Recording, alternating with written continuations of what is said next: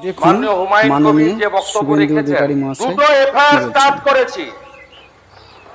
Rejinagar PS case number 219 এর 226, incident number 2 তেও আমরা শক্তিপুর পিএসএ 176/226 আরেকটা কেস ইস্যু করেছি।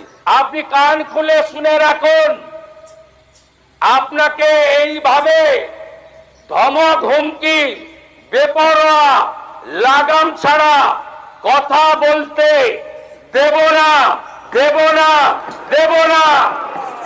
এই ধরনের কথা প্রত্যাহার করার এবং ভবিষ্যতে এই ধরনের কথা বলার আগে 25 বার ভাবার হুঁশিয়ারি দিয়ে আমি সবাকে আশ্বস্ত করছি।